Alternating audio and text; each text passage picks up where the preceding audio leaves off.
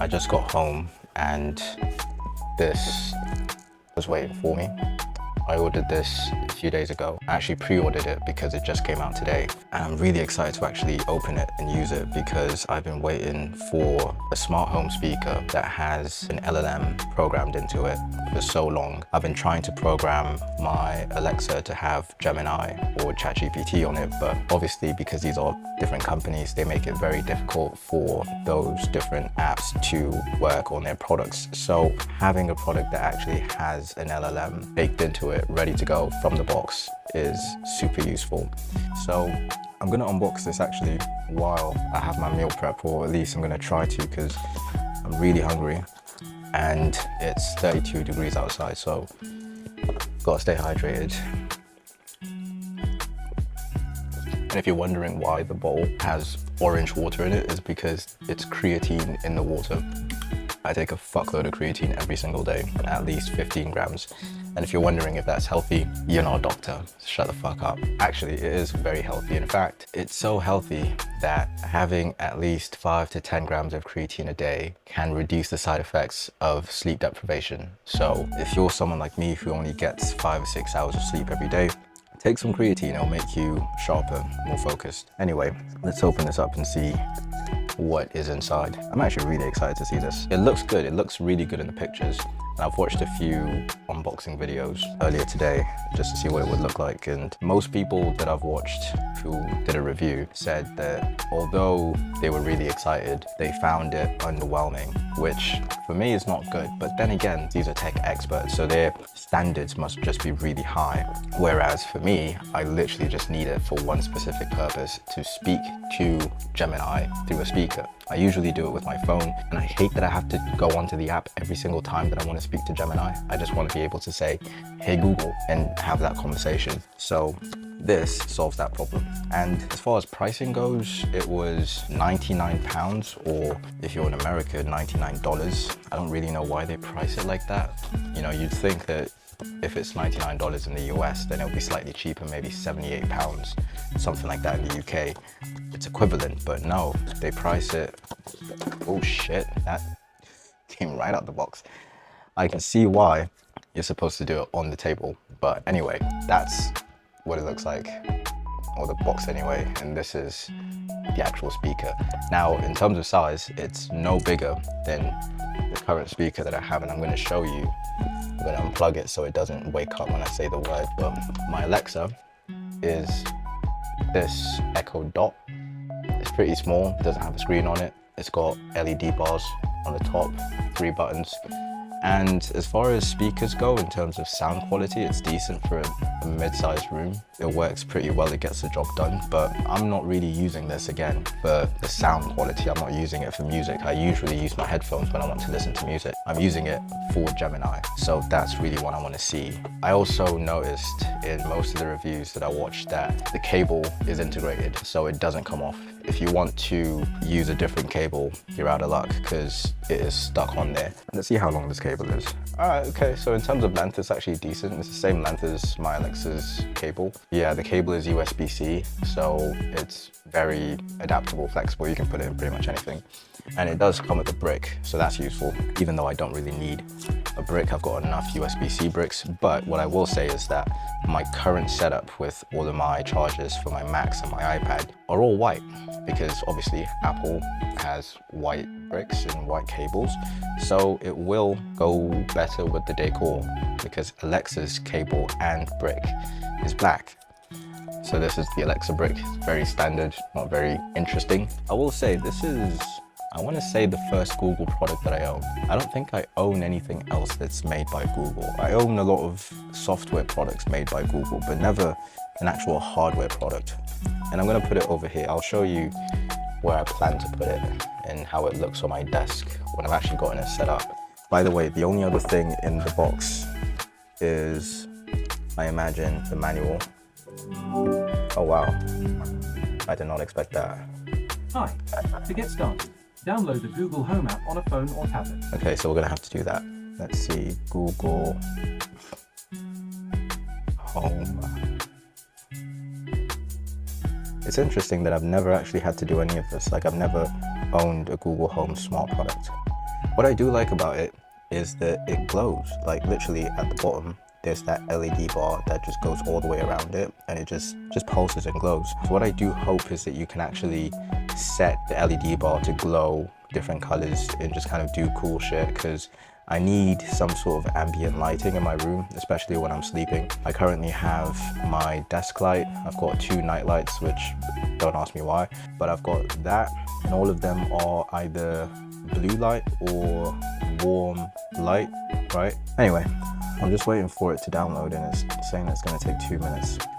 While we wait, I'm gonna eat because, like I said, I'm starving. If you're wondering what this is my meal prep. It's what I have for dinner pretty much every single day.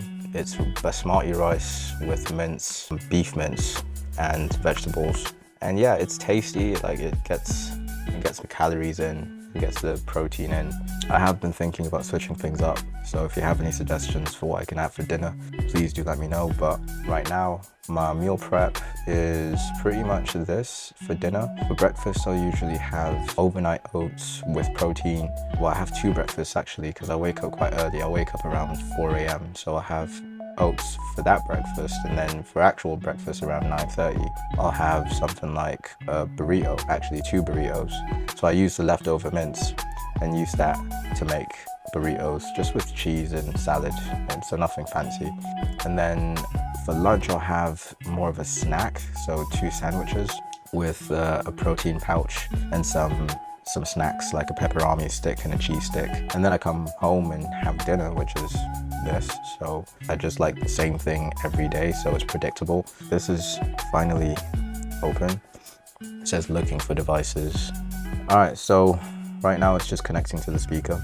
That should take, I don't know, a few seconds, hopefully. And once that's done,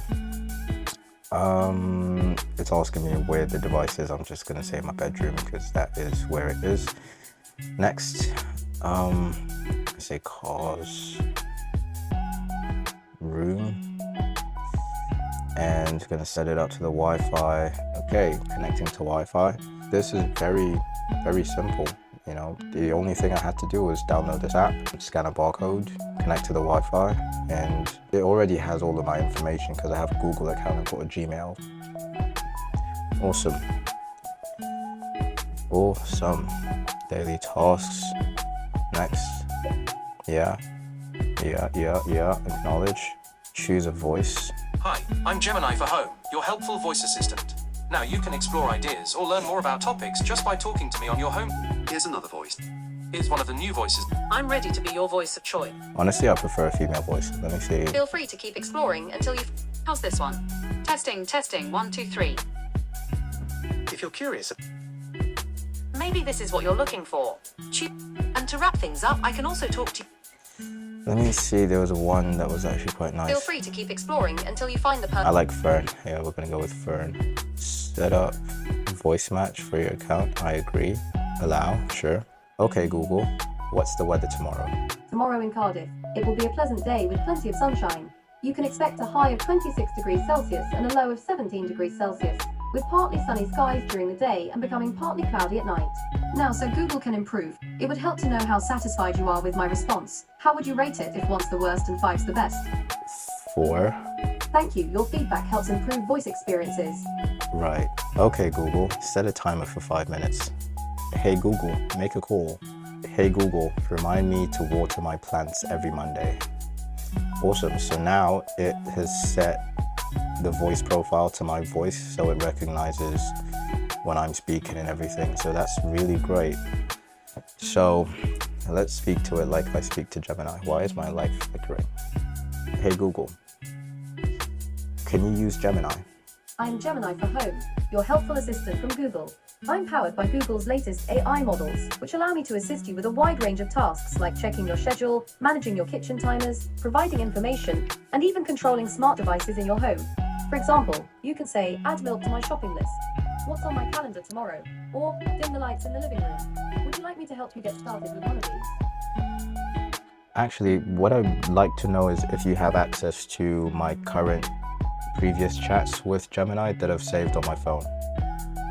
I don't have access to your personal files, past conversations, or data saved in other applications on your phone.